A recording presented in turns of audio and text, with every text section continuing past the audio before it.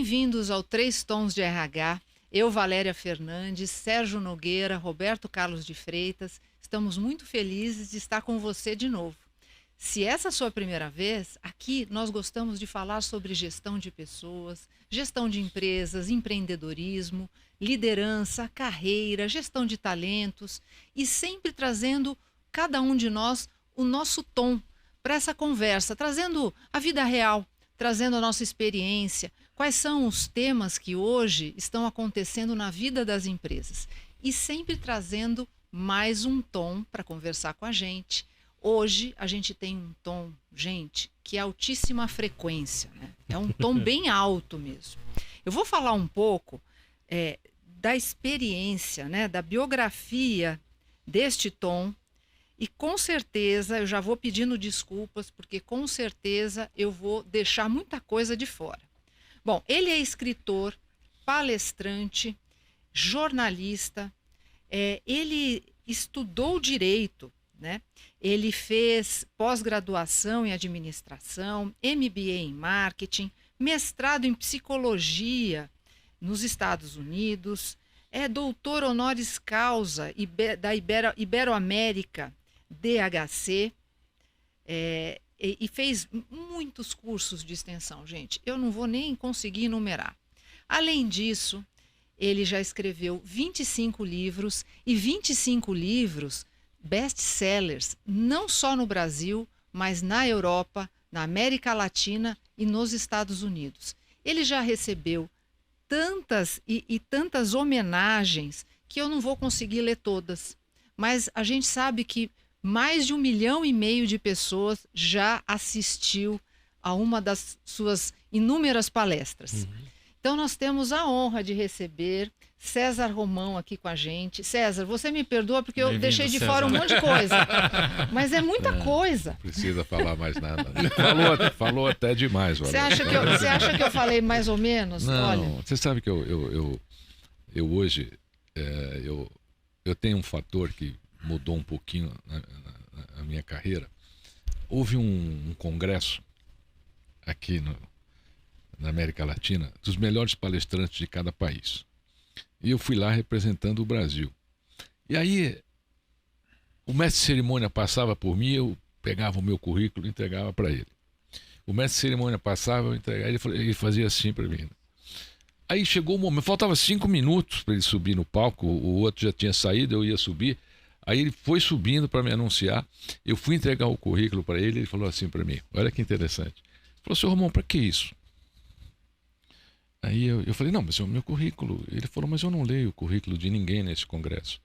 Se o senhor vai subir nesse palco é porque o senhor é bom. Joga fora isso. E você sabe que aquilo ficou comigo, né? Então, eu hoje nos eventos, eu facilito a vida de todo mundo. Eu falo, olha o meu site. E vale a pena olhar o site do César mesmo, porque tem muita coisa interessante, tem todos os livros. Nós aqui já fomos agraciados com esse presentão, a Semente de Deus, que já está em 50 países, né, César? Esse livro ele faz abriu minha carreira literária, né? Então, você encontra esse livro em países até difíceis aí, como Rússia, por exemplo, Alemanha, aqueles países onde a gente acha que as pessoas são mais fechadas, né? De repente, um livro como esse, num país como a Rússia eu tenho 12 livros, Itália, Espanha, países hispânicos todos eles, né? E é uma coisa interessante, Valéria, porque as correspondências que eu troco com essas pessoas desses países todos, eu percebi uma coisa muito legal. O ser humano, eu sempre pesquisei e descobri que o ser humano tem 9 tipos de problema. E você acredita que eles têm os mesmos? As correspondências ao longo desses anos são as mesmas coisas. As pessoas falam de relacionamento, falam de emprego, falam do chefe, né? Que o meu chefe... A gente adora esse assunto aqui. Meu chefe é bravo. E aí você começa a ver, então, a conclusão que eu cheguei, né? O ser humano é o mesmo em qualquer país. É uma coisa muito interessante. Ele tem a sua condição humana. Não é porque ele é alemão ou ele é russo, sim, que ele não tem os problemas que nós temos. E que bom, né? Porque isso é que dá essa unicidade, né? Mas César, quem senta aqui começa a falar sobre si mesmo, sobre a sua carreira. Nós queremos saber de você. Até porque quem nos assiste se inspira, né, nos nossos convidados também. E como é que foi para você alcançar, né, esses números? Os números são impressionantes. Eu não falei nada de números aqui, né? Como você se tornou escritor, palestrante? Isso foi algo que foi planejado? Isso foi, você foi sendo levado? Você trabalha com as organizações também, né? Explica um pouco, conta pra gente. Então, eu vou pedir desculpa aqui aos nossos telespectadores, porque eu vou cometer vilipêndio, né? Vou falar de mim mesmo aqui, mas eu posso falar, sim, claro, com muito prazer, sobre o início da minha carreira. Eu escrevi 3 livros antes desse, que foram um tremendo fracasso. E esse é o meu 4º livro, na realidade. O 4º livro é que realmente fez sucesso. E quando esse livro começou a fazer sucesso, as pessoas me ligavam e diziam assim: Romão, você só escreve ou fala também? Eu falei, por que você está perguntando? Ah, porque a gente queria ouvir você falar sobre o livro, as lições do livro e tal. E aí eu comecei a ir aos lugares e falar sobre o livro. Até que um dia eu fiz um evento muito grande, isso foi lá na Bahia. A Bahia é o meu 2º maior público depois de São Paulo, até hoje ainda, desde o início da carreira. E aí quando terminou o evento, me fizeram assinar uns papeizinhos lá, me deram um envelope, eu botei na minha pasta e vim embora. Depois de um mês mais ou menos, o pessoal do evento me liga e diz assim: Romão, me diga uma coisa, você não depositou o cheque? Eu falei, que cheque? Ele falou, você não assinou aqueles papéis? Eu falei, assinei então. Aquele envelope tinha um cheque. É o pagamento que a gente faz para os palestrantes. Eu falei, o palestrante recebe aí? Ele falou, recebe. Espera aqui que eu vou pegar. Aí estava na pastinha ainda, do mesmo jeito que eu coloquei. Aí eu abri o envelope, olhei o cheque e falei para ele, isso está errado. De jeito nenhum, eu vou devolver. Ele falou, você não pode devolver. Né? Nós não aceitamos, é um compromisso, né? Você assinou que você precisa depositar o cheque. Eu falei, mas um palestrante ganha isso? Ele falou, o que nós empresas pagamos. E aquilo ficou comigo, e aí os convites começaram a crescer, e aí eu me organizei, Valéria, né? Como um bom gestor de pessoas, né? De mim mesmo, eu me organizei. Aí eu montei um escritório para administrar os pedidos e as palestras, né? E aí nasceu a minha eu diria, profissão de palestrante, né? Eu fui levado a isso. Desculpa de interromper. A forma como você anda no palco, gente, da onde veio assim, a desenvoltura, o poder seu de comunicação, articula, você consegue, a minha visão, né, a conectar com a audiência, tanto é, como a Valéria mencionou, 1,5 milhão de pessoas. Peraí, você já pulou mas da onde veio essa desenvoltura? Como é que você fez? Onde você aprendeu? Da onde veio? Se preparou, né? Se preparou. Eu tenho algumas referências na minha vida. Toda a minha carreira é baseada na vida e na carreira de Og Mandino. Og Mandino é o autor que mais vendeu livros no mundo depois da Bíblia. Talvez o maior best-seller do mundo, né, tenha sido de Og Mandino, o maior vendedor do mundo. Escreveu mais 18 livros. E eu sempre fui muito apaixonado pelo trabalho do Og Mandino. E aí passei a aprender com o Og Mandino até que o universo nos uniu.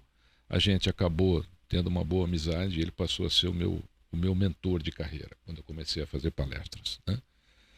Posterior a isso, eu fui ser aluno do professor Reinaldo Polito, que é a maior referência oratória que nós temos no Brasil. Aliás, fica aqui uma sugestão, né? Ele já treinou, acho que todos os diretores de RH do planeta, uma coisa impressionante. Uma vez eu estava num congresso da HSM, eu perguntei lá, né? Não fui eu que perguntei, eu estava sentado lá e o Carlos Alberto Júlio, que era presidente da HSM, perguntou quem tinha feito o curso com o professor Reinaldo Polito. 5 mil pessoas levantaram, né, a mão. Bom, e aí esse aprendizado, né, com Og Mandino, ele me despertou. Quer dizer, isso talvez já fosse alguma coisa adormecida em mim. Sou geminiano. Geminiano é o signo da comunicação, né? Mas eu era meio tímido, né? E olhando o Mandino, eu passei a aprender essa movimentação. E na realidade eu só faço hoje o que eu aprendi com ele e funciona muito bem. Claro, eu devia ter um pendor natural para isso, escondidinho, né? O Mandino acabou despertando. Legal. Você comentou, né, que antes desse livro, né, você fez 3 livros que não foram um sucesso, né, foram um fracasso, né? É claro, assim, eu queria saber exatamente como é que você lidou com isso, né? Porque a gente percebe, às vezes, as pessoas quando enfrentam alguma situação e falham, né, elas ficam derrotadas, né? E realmente tem uma dificuldade enorme de voltar, né, a caminhar, né? Como é que você lidou com isso, né? Foram 3, né? 3, né? Foram Não foi 3. um só, não, foram 3. Né? Na realidade, a gente falha porque a gente existe. Eu penso isso, sempre pensei isso. Mas eu falhei. E aí você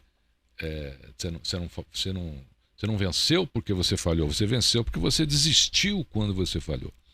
Esses 3 primeiros livros, eu mesmo banquei os livros. Banquei o primeiro, banquei o segundo, banquei o terceiro. No terceiro livro, foi uma coisa muito interessante, o meu editor me chamou e disse: Romão, tem uma proposta para você. Eu fui comprar o meu primeiro terno, a prestação na Garbo, para poder receber a proposta do meu editor. E quando lá cheguei, ele disse: Romão, aqui estão os seus 3.000 livros. Ninguém quis. Eu vendo a você a peso de papel. E aí, eu já tinha os outros 2, né? Que eu mesmo acabei comprando. Nem os amigos queriam. Você dava, obrigado, Romão, obrigado. Né? E aí peguei esses 3.000 livros, coloquei no meu escritório. As pessoas iam e diziam: Romão, larga essa carreira de ser escritor. Você é um fracasso. Olha só. E não foi um amigo, foram vários, todos que repetiam isso. E isso sempre acontece antes do sucesso. Sim. É uma coisa que é impressionante, então, né? Romão, olha só. Você escreveu, você mesmo comprou, você coloca no seu escritório. Isso é fracasso, irmão. Faz outra coisa. Aí eu, cansado de ouvir isso, um dia um amigo foi, ele começou a falar, eu falei: hoje eu não vou ficar quieto. Né? E aí, quando ele terminou de falar, eu falei: olha, eu não sou um fracasso. Eu já sou um tremendo sucesso. Eu sou o único autor em todo o mundo que tem 3.000 livros em sua biblioteca, escritos por ele mesmo. Ninguém tem. Né? Muito bom. Muito bom. E aí eu passei a responder isso e tal, e um dia eu tinha acabado de ler um livro do Og Mandino. O Mandino tinha acabado de lançar esse livro, chama-se O Maior Milagre do Mundo. E me veio uma inspiração de escrever um outro tipo de livro, porque aqueles 3 eu não iria repetir. Então eu falei: olha, eu descobri 3 tipos que eu não devo escrever de livro. Né? Eu vou mudar. Eu vou escrever um totalmente diferente dos 3. E aí nasceu A Semente de Deus. Eu me tranquei no meu escritório e escrevi esse livro em 7 dias. Foram 7 dias ali, fechadinho, escrevendo. E o livro, quando saiu, ele nunca mais parou de vender. Inclusive, esse livro tem uma recomendação do Og Mandino. É o único livro no mundo que tem uma recomendação de Og Mandino, o autor que mais vendeu livros no mundo depois da Bíblia. Ele faleceu em 95. Hoje ele auxilia o planeta ainda mais, com certeza, de onde quer que ele esteja. E o livro tomou vida própria, e tem até hoje, porque, veja, ele saiu em 91.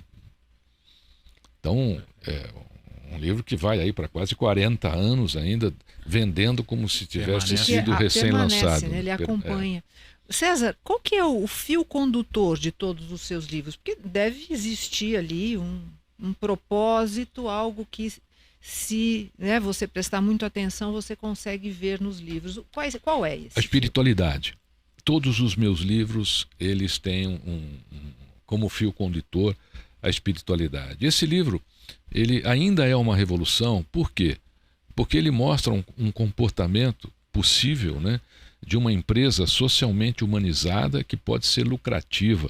Ele mostra o comportamento e a importância de você espiritualizar uma empresa. Não é a questão de você botar religião na sua empresa. É a questão de você espiritualizar essa empresa, tornar o ser humano ainda mais ser humano. Eu venho de um tempo de departamento pessoal. né? Trabalhei numa empresa e você ia no departamento pessoal. Quando eu comecei a minha carreira de escritor, aí já era departamento de talentos, né? Já tiraram, um pouquinho antes era mão de obra, né? Então você não contratava uma pessoa, você contratava mão de obra, então só a mão Só a era mão importante, né? E eu acompanhei dentro desse mercado, inclusive o RH foi talvez aí os departamentos que mais me chamaram para fazer palestra. Em 79, antes de escrever esse livro, eu já tinha um projeto chamado Fábrica de Gente, o qual eu executava. E é um projeto justamente sobre isso. Torne a sua empresa socialmente humanizada e ela será lucrativa. E fiz um livro chamado Fábrica de Gente, porque até hoje eu tenho comigo que é assim, você contrata a integridade da pessoa. E depois, você como ser maior, né, a empresa como um ser maior, ela ensina essa pessoa a desenvolver os seus talentos, as suas aptidões, as suas capacidades.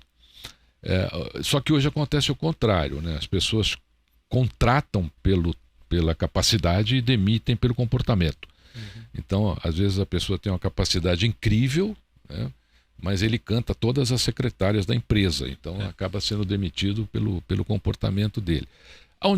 De onde vem a falha do comportamento? Justamente da ausência de espiritualidade, da ausência de conceitos humanos e humanitários. Então esse é o meu... até hoje ainda falo disso, né? Eu lancei recentemente o livro Ensinamentos Bíblicos para o Sucesso, de onde o livro tem 60 ensinamentos bíblicos, todos escritos com 1.800 caracteres, você lê em apenas 3 minutos cada capítulo. Então, em 3 minutos todo dia, você vai conhecer 60 partes importantes da Bíblia, condicionadas justamente sobre isso. Ao comportamento humano, a você se tornar uma pessoa melhor, ao sucesso e também se tornar uma empresa melhor. Porque a Bíblia tem muitos exemplos, né, para que você se torne uma empresa melhor. Mas o importante é assim, mais vale o que se aprende do que o que se ensina. Então, eu sou muito preocupado com isso. O que eu vou ensinar? Não é isso que eu penso. Eu penso assim, o que eu vou falar que ele vai aprender? Porque isso é o que vai valer, né? E talvez seja esse também o êxito, né, das minhas palestras. Então, mas você acha que ao longo do tempo, bom, no início, houve um tipo de resistência, né? Porque as empresas elas tinham aquela concepção mais racional, né? De gerar resultado, aquela visão mecânica do trabalho, né? E você entrou com um tema que atualmente até a gente consegue perceber que existe uma certa preocupação em relação a isso. Mas no início não, né? No início era como se fosse tratar uma situação estranha, né? De que não estranha ao meio organizacional. Na realidade eu não sofri resistência, eu sofri muita crítica. Foi uma fase de muita crítica, até que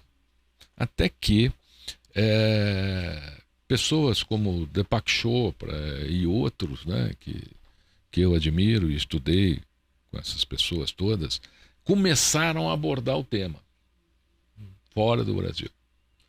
E o brasileiro, perdoe aqui meu povo do RH, mas a vida inteira que eu tenho dentro do RH, vocês só copiaram. Só copiaram. Então, os livros de RH são réplica, né, de coisas lá fora. Dificilmente eu vi alguma coisa aqui que nasceu. E nós somos tão criativos para tantas coisas, inclusive para piadas e brincadeiras, né? E de repente, dentro do universo do RH, a gente só copiou. Eu tenho uma experiência, por exemplo, avaliações. Até hoje ainda, se usa quais avaliações de um colaborador hoje? São avaliações que são usadas, criadas por institutos americanos. Uma vez eu estava num programa de televisão e o entrevistador, eu estava junto com um headhunter, famoso até, muito meu amigo. E aí o entrevistador, Valério, perguntou para ele assim, como é que o senhor sabe que aquele executivo é a pessoa certa para o senhor? Ele disse, eu faço uma entrevista de impacto no final. Aí o entrevistador falou, como é que é isso? Um programa de muita audiência, um jornalista importantíssimo na bancada. Ele falou, bem, eu pego no final da entrevista, para ver se ele vai ser a pessoa certa, eu pego todo o currículo dele, rasgo e jogo no lixo. Se ele resistir a isso, é a pessoa certa, porque é alguém que vai saber lidar com coisas impactantes, que é o que a empresa precisa hoje. E aí o entrevistador, mas algum fica? Ele falou, difícil, eles levantam e vão embora. Aí o entrevistador pergunta assim para mim, Romão, o que você faria se ele rasgasse o seu currículo e jogasse no lixo? Eu falei, olha, eu ia pegar o currículo, pedaço por pedaço, e ele ia comer. Ele ia mastigar. Enquanto ele não engolisse, eu não ia sair dali. Veja que coisa interessante. Um headhunter, né, formado, com uma visão dessa, num mundo como esse de hoje. Por outro lado, eu faço alguns conselhos de RH, e uma vez um grande empresário falou, Romão, você não quer me acompanhar numa escolha? Eu falei, claro, fazia muita palestra para eles. E aí ele escolheu e chegou uma pessoa muito capacitada. Eu falei, pô, essa pessoa, esse vai ficar, né? Aí a pessoa se despediu e tal, e ele sempre tratou com muito respeito e saiu. Quando ele saiu, eu falei, o senhor vai escolher esse. Ele falou, puxa, Romão, não vou poder escolher esse, mas ele vai ficar aqui como prioridade. Eu falei, mas por quê? Ele falou, você reparou quando ele saiu, o sapato dele atrás não está engraxado. Eu falei, o senhor olhou isso? Eu falei, olhei. Ele falou, é uma pessoa que não faz tudo por inteiro. Olha que interessante, era o proprietário da empresa. Então, eu penso o seguinte, as nossas avaliações são muito ruins. A gente tem avaliado por programas que nem sempre expressam o que realmente a pessoa é. Eu mesmo, se eu fosse fazer uma entrevista num RH, eu seria reprovado na primeira fase. Então, o que eu penso? Eu penso o seguinte, você tem que avaliar o potencial, Sim. Não é só a capacidade. Qual é o potencial dessa pessoa? Acho que tem um foco, né, César? A gente traz isso, né, nas nossas conversas, de olhar sempre o passado. Não que o passado não seja relevante, o passado, sem dúvida, né, que ele traz ali fatos sobre um profissional.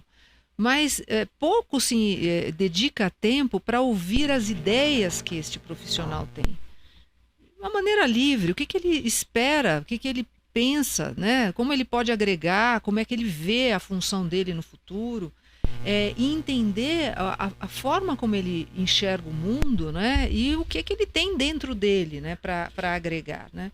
Mas o que você traz é tão relevante, porque eu acho que a gente está vendo como se fosse assim uma derrubada, né, de um murinho, né, caindo, ele sendo destruído aos poucos, porque toda essa escola antiga, né, que nós aprendemos também, nós pegamos um pedaço, né, disso, ela não funciona mais. Esse tipo de avaliação, esse tipo de observação, porque o que acontece? Você olha para o passado e coloca a pessoa, de repente, numa situação que é nova, porque a qualquer momento as coisas mudam, e ela não sabe lidar, porque ela só sabia lidar e se dar bem naquela situação.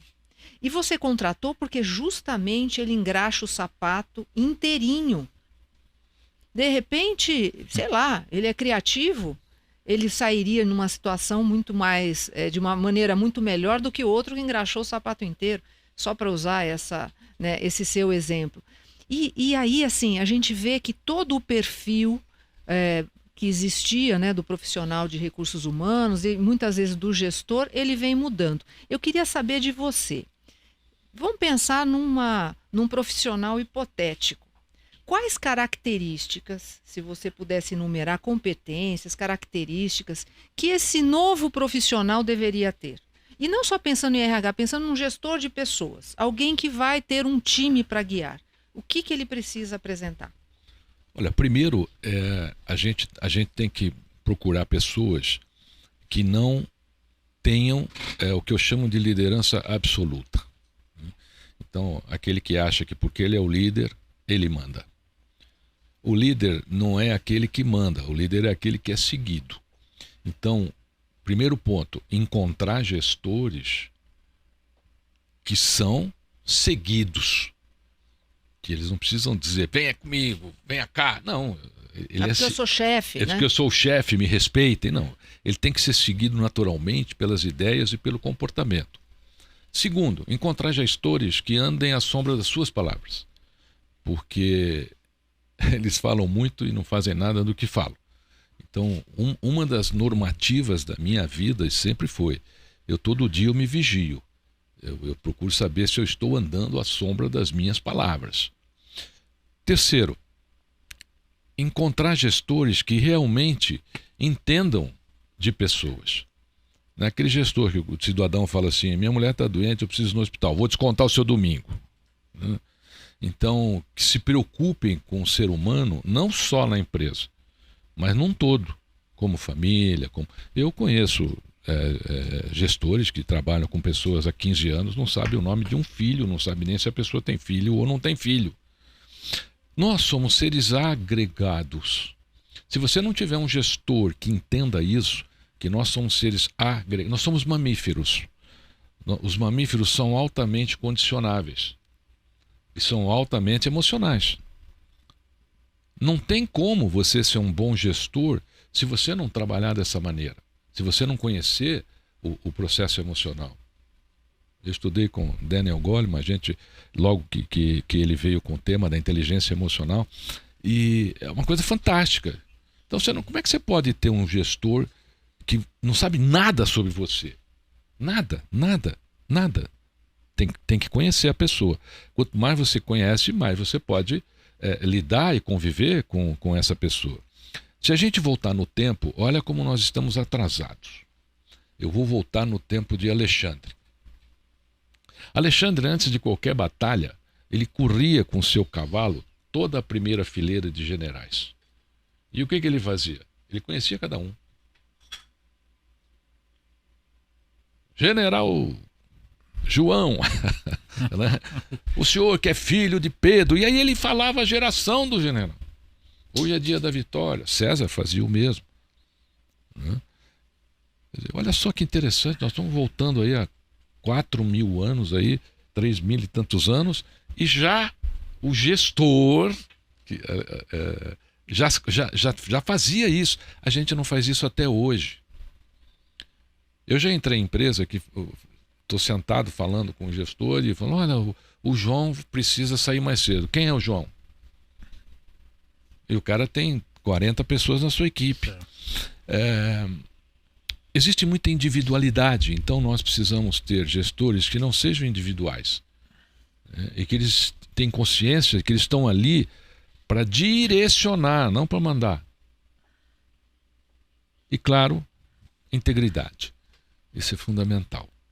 Então não adianta o gestor não ter integridade, fazer de conta que tem, né? E na realidade não ter. Ô César, aí talvez a pergunta de $1 milhão, como é que faz para ensinar?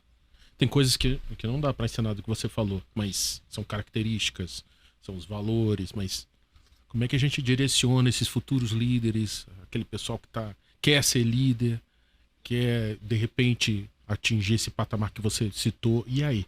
Como é que faz pra gente chegar lá? Eu vou te responder. Uma vez eu fui fazer um programa na televisão no Rio de Janeiro, na maior emissora do país, e foi no lançamento desse livro. E aí, eu fui entrar, e o diretor, muito famoso, na época, os apresentadores, eu perguntei para ele assim, quanto tempo eu tenho para falar do livro? E ele disse assim, o senhor tem 3 minutos, seu Romão. Aí eu falei, mas eu não consigo falar do meu livro em 3 minutos. Ele falou, se o senhor não consegue, é melhor não entrar na entrevista. É ao vivo, é melhor o senhor não falar. Eu falei, o senhor tem razão. O senhor não vai falar? Eu falei, não vou falar.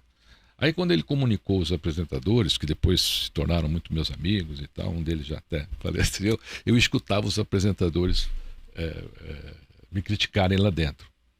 Né? E criticar a produção. Como é que vocês trazem uma pauta que não quer entrar? O que é isso? Um absurdo e tal. Mas passou. E eu fui embora. Aí quando eu estava saindo, o diretor falou assim para mim, se um dia o senhor achar que o senhor consegue falar do seu livro em 3 minutos, o senhor volta. Eu falei, tá bom. Eu saí de lá e depois de uns 4 dias eu falei, eu vou fazer um curso de síntese. Um curso de síntese.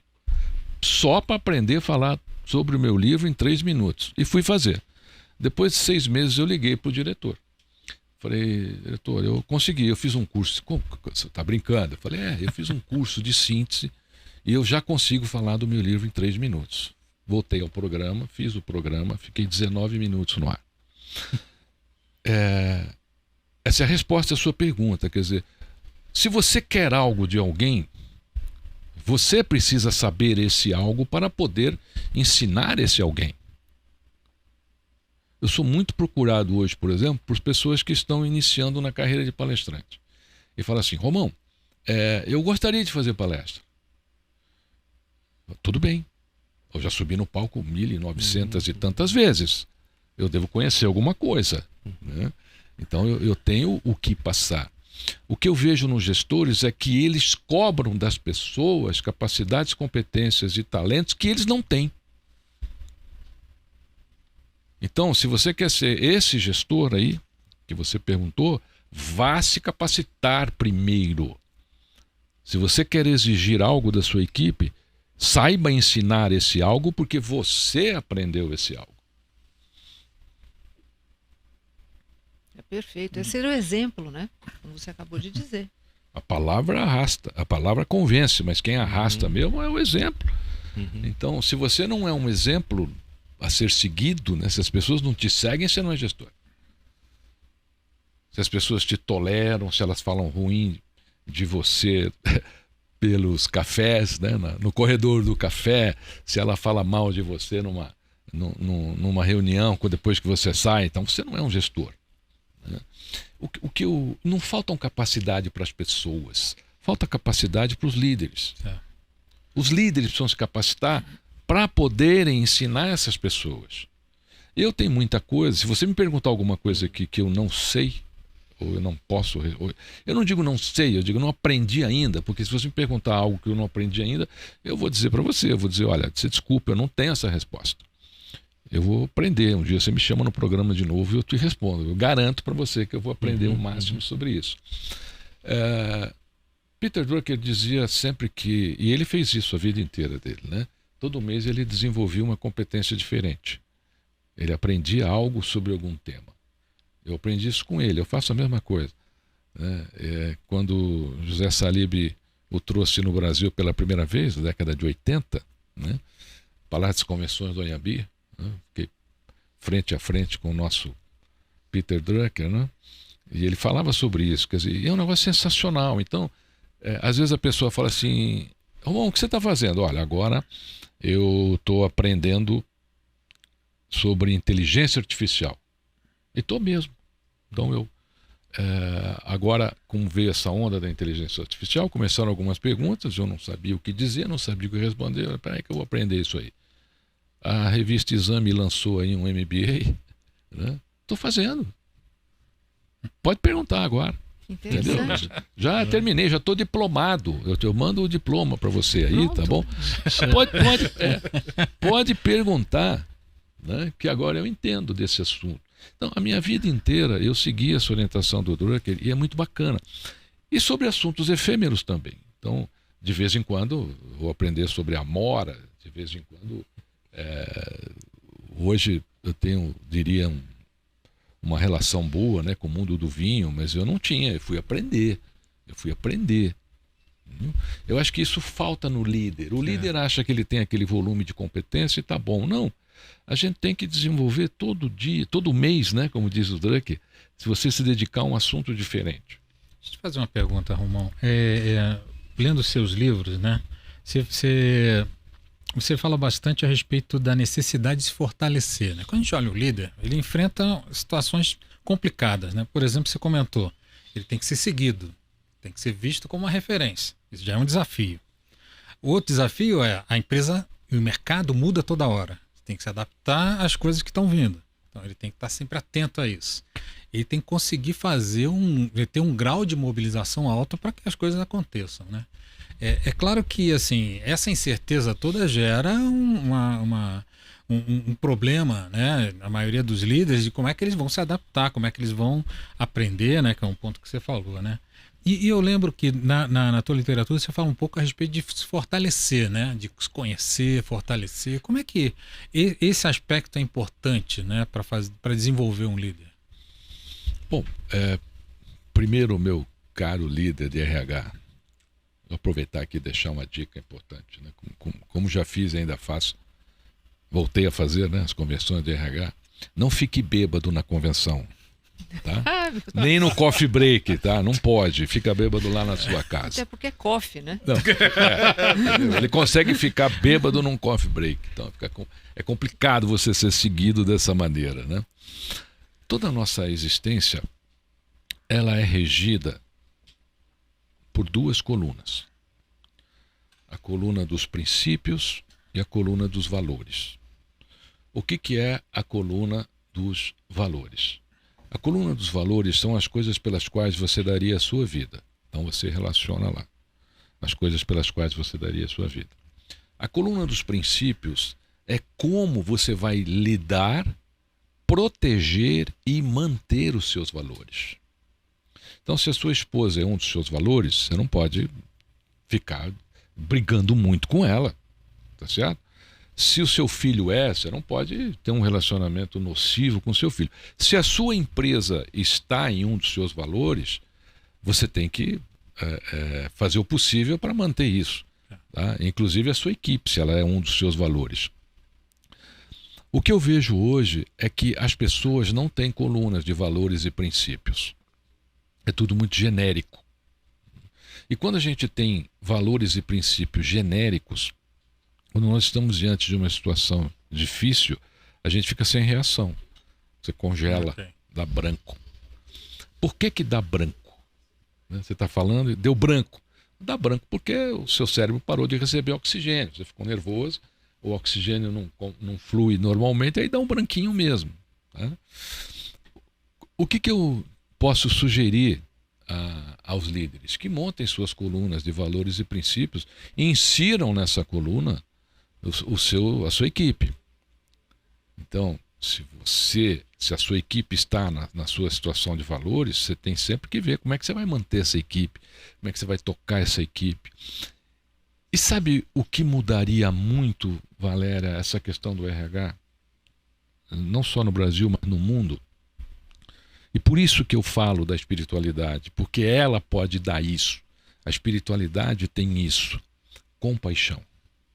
Compaixão é uma das palavras mais poderosas desde a existência do ser humano. O que é compaixão? Não é ter pena das pessoas, tá? Compaixão é assim, você me fala algo, eu vou até o seu coração, a sua mente, eu ponho esse algo no meu coração, na minha mente e procuro te compreender. Isso é compaixão.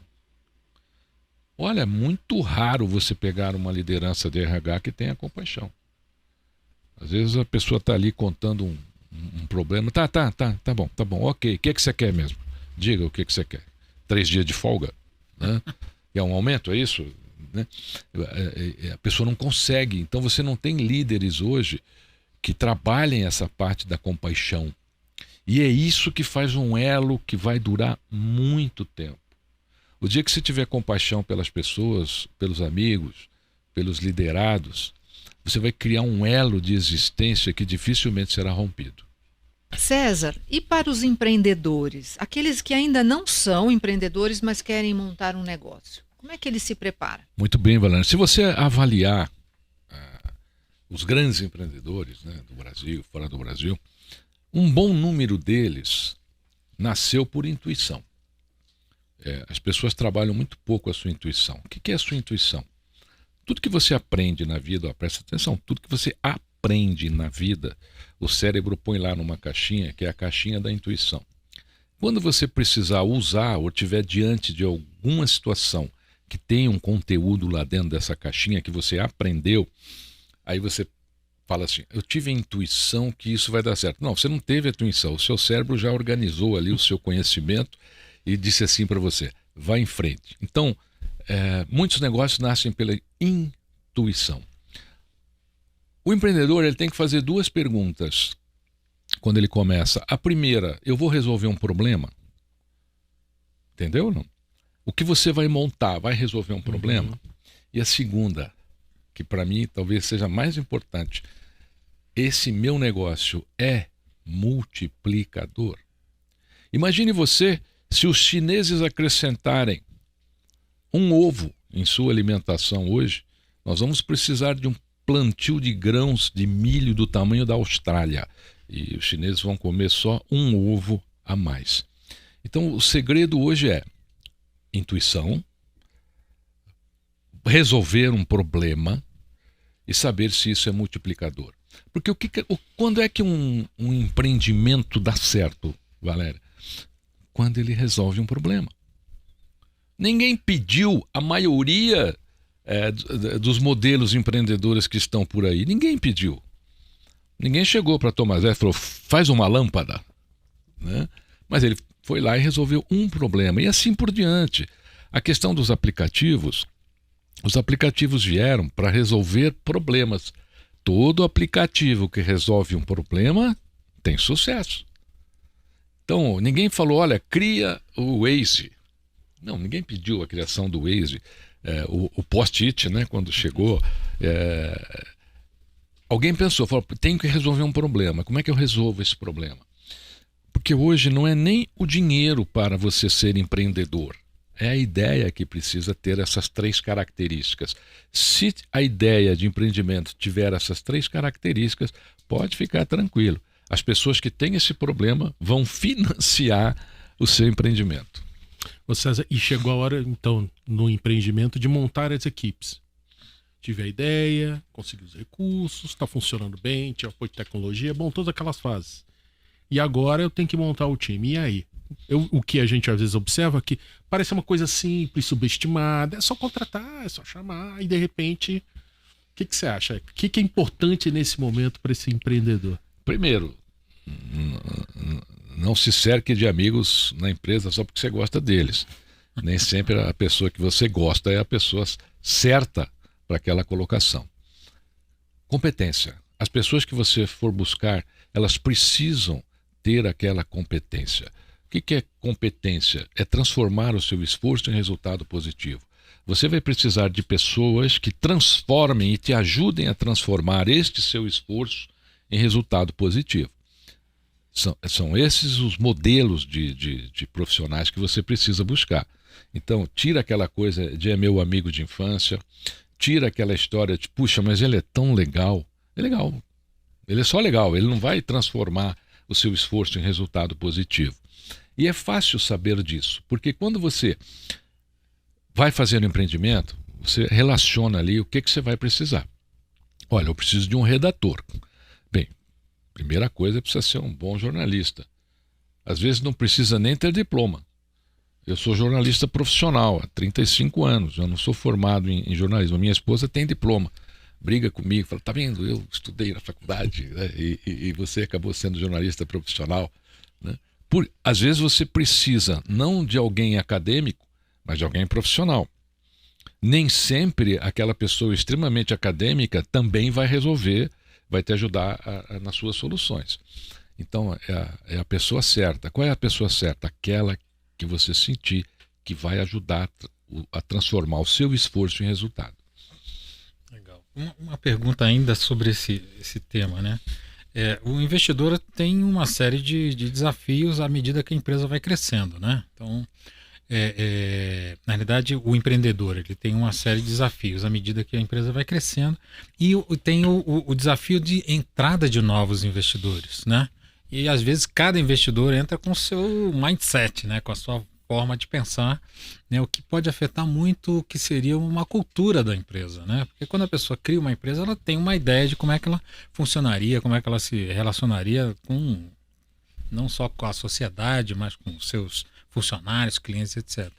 Né? O quanto, né, que esse empreendedor ele tem que defender essas situações, né, em relação à cultura, né? Como é que ele tem que lidar com isso? Porque é complicado, né? Jeito polido, né? Na verdade, eu sempre me pergunto, meus queridos amigos, para que crescer tanto? Essa síndrome do crescimento, na minha opinião, é um caminho escuro. Porque se você analisar as empresas, por exemplo, as empresas crescem. E depois o que acontece? Demitem. E aí vão atrás de investidores, investidores e investidores. O investidor é investidor, ele entra, ele tira o que é de direito dele, até la vista, baby. Ele não está nem um pouco preocupado com o produto, com o mercado, com o nome da empresa. Ele é investidor. E eu acho que essa síndrome dessa vontade de crescer, crescer, crescer, crescer, é algo que as pessoas e as empresas precisam rever. Até porque você tem empresas, por exemplo, na Suécia, que tem 400 anos. É praticamente o mesmo tamanho. Né? Será que essa necessidade de crescimento não é o ego falando? E não o mercado? Porque o ego é o maior inimigo do ser humano. Né? Então, ele, se der espaço, ele chega mesmo. Inclusive, teve uma reunião no inferno, reunião de RH, o RH do inferno. Não, a gente não vai dar nessa, não. Convocou uma reunião, E aí o diretor de RH, o presidente de RH, o seu Diabo Moore, né, falou, olha, nós precisamos dominar a Terra, nós queremos esse mercado. Então, eu quero que vocês coloquem um diabinho ao lado de cada anjo no planeta Terra. Aí o pessoal do RH veio para cá e tentou colocar um diabinho ao lado de cada anjo. Aí eles voltaram e disseram assim, o diretor de RH aqui do inferno, não vai dar não. Por quê? Foi porque Deus tem muito mais anjo do que nós temos de diabo. Aí tinha um trainee lá servindo café, tá começando aquele dia.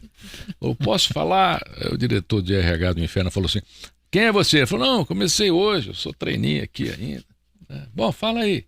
Ele falou, sou diretor de RH do inferno. É assim, no lugar de você colocar um diabinho ao lado de cada anjo, faz o seguinte, põe uma gotinha de ego em cada ser humano, o senhor vai fazer o inferno na Terra. E assim foi feito. Né? A gente recebeu uma gotinha de ego.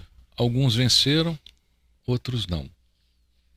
Aqui no Brasil, eu daria uma relação para você de empresas que cresceram, algumas nem existem mais.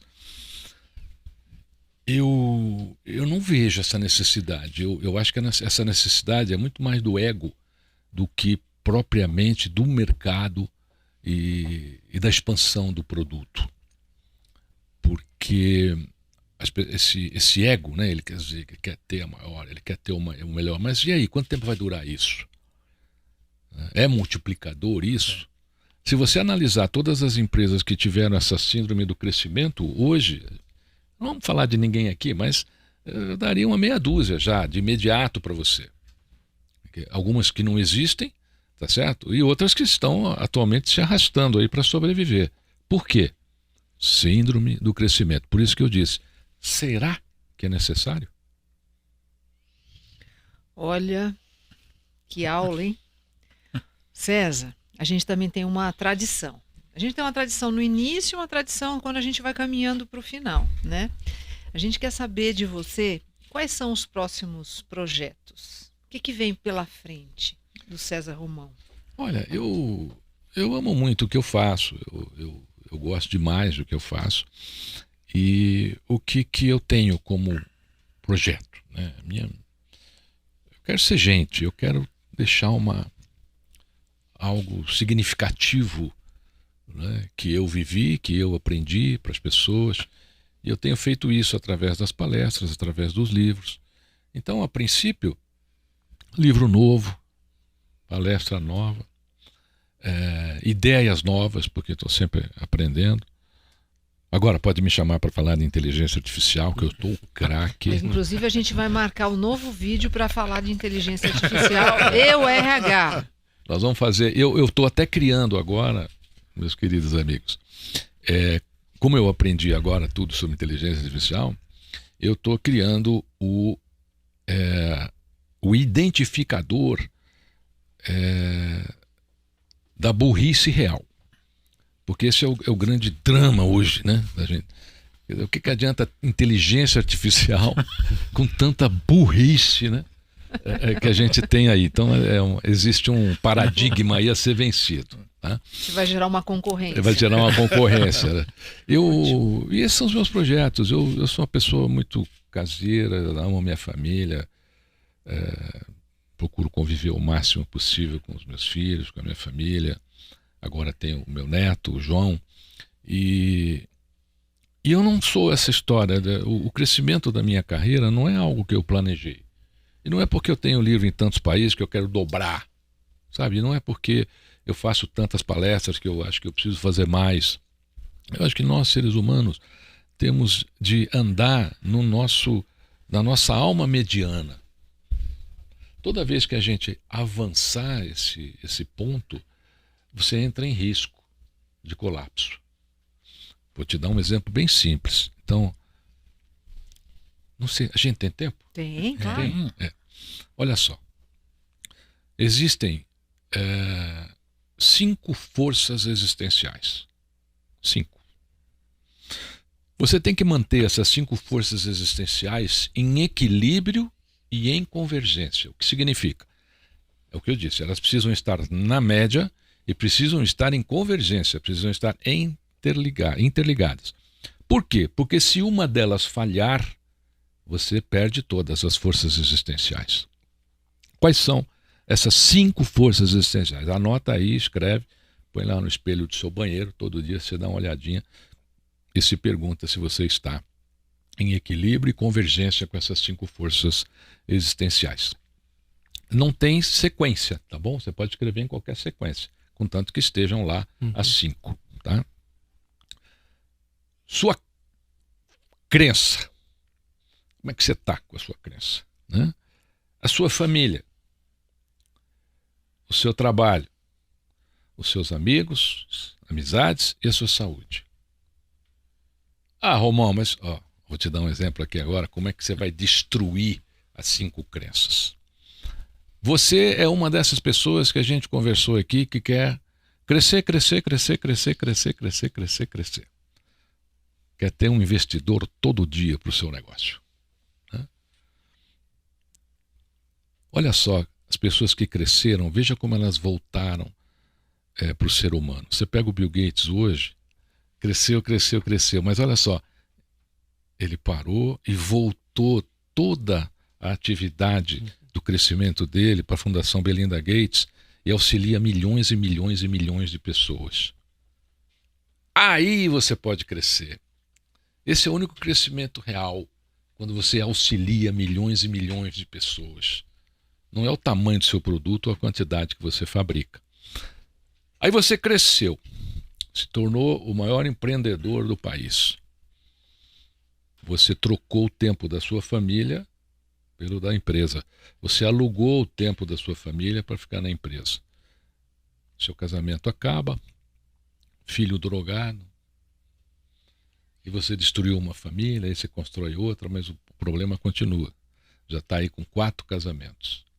Então, você não manteve equilíbrio numa das forças existenciais, que é a família. Você abandonou a família. E olha, não adianta dizer para mim, esse papo não me convence. Né? A pessoa fala, olha, eu casei 4 vezes, hoje eu sou feliz. Não é. Mentira. E brasileiro, para trocar história, é uma coisa impressionante. Então, você conseguiu tudo na vida. Aí um dia você vai numa consulta médica, galera, e o médico diz assim para você, olha, eu lamento, sua vida está em ordem. É assim que eles fazem, né? A sua vida, quando você ouvir isso, sai correndo, porque isso aqui você pode ficar apavorado. É uma boa frase. A sua vida está em ordem. Aí você fala, não, sim, por quê? Ele vai dizer, olha, eu lamento informar, mas o senhor tem aqui 5 meses de vida. O senhor está com uma doença terminal. E aí? Valeu? Valeu? Crescer? Valeu? Valeu? Ter essa empresa com 200... Valeu? Valeu? Valeu? Qual é o valor dessa síndrome do ego de crescimento? Tá? Outros casos, por exemplo, você se torna um mega empresário e seu filho morre. Você não trocaria tudo que você tem para ter seu filho de volta? Eu acredito que sim. Então, eu acho que se você usar esse sistema, né, que eu falo das 5 forças existenciais, você vai estar num grande caminho. Você vai manter o seu negócio, você vai manter sua família, vai manter sua saúde, vai manter a sua crença e vai manter os seus amigos. Porque não adianta nada você ter aí uma vida nababesca e não ter amigo para dividir. Ninguém vai na sua casa, ninguém fala com você, ninguém lembra do seu aniversário, então você não tem amizades. Anotou? Não? Faz o seguinte, volta ao programa, aperta o botãozinho aí, volta um pouquinho, vai valer a pena, assiste inclusive. de novo. Nossa, César, que maravilha, né, gente? Legal. Que maravilha. Olha, eu vou fazer aqui o convite já no ar, né? Já no vídeo. Próximo livro você vai contar primeiro pra gente. Claro, um Mas prazer. enquanto isso, a gente recomenda, conheça a obra. Você que está nos assistindo, não conhece a obra do César, conheça, pesquise, não falta opção de consumir os livros, a obra, as ideias. Entra no site. Entra no site, as livrarias todas têm todo o acervo. Mas você sabe que o brasileiro ele é estranho? Você se lembra que a Copa foi na Rússia, lembra? Teve a Copa na Rússia. E aí, Copa enche de brasileiro, né? O brasileiro vai lá e toma conta mesmo. E aí eu tenho muitos amigos que foram para a Copa do Mundo na Rússia.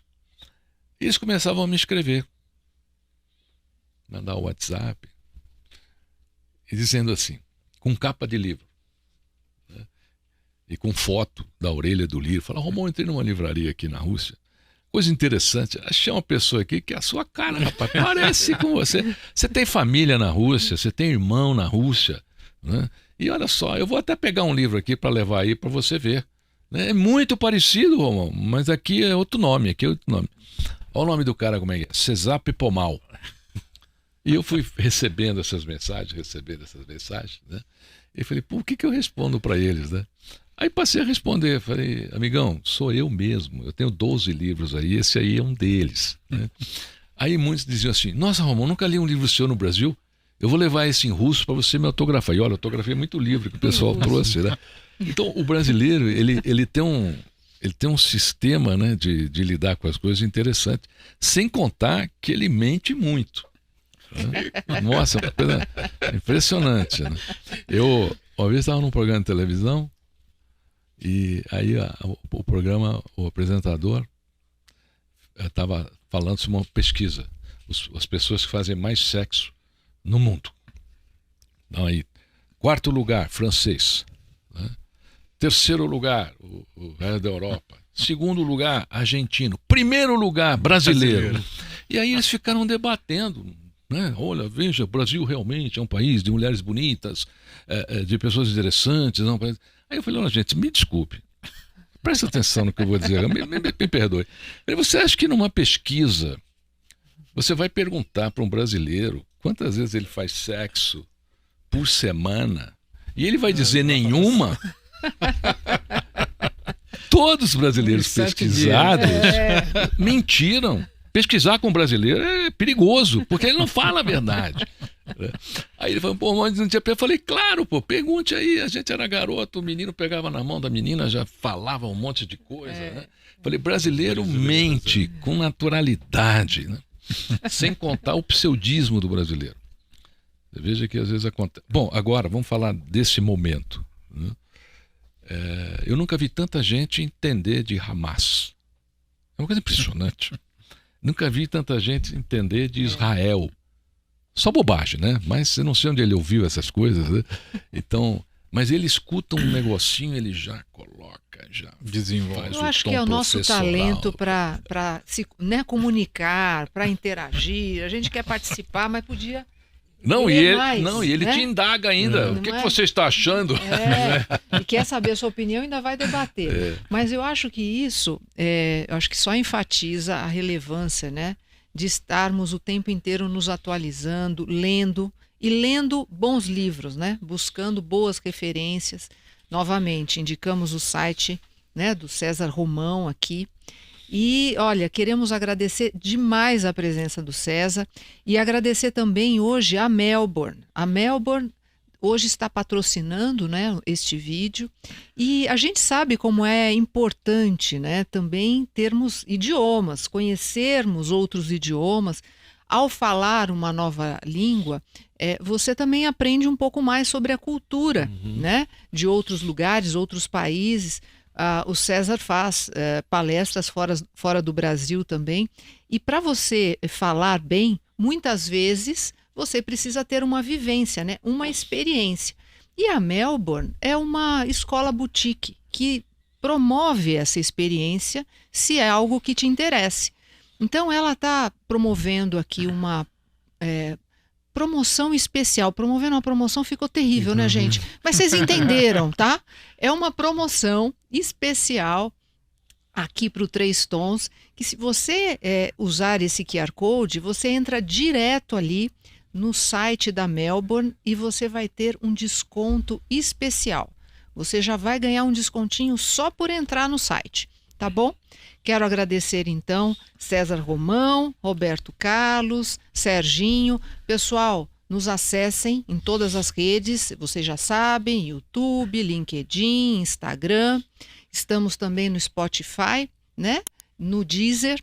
Vá para o trabalho ouvindo a gente, ouvindo o César Romão. Obrigada, gente. Até o próximo. Obrigado. Obrigado, é um prazer estar com vocês.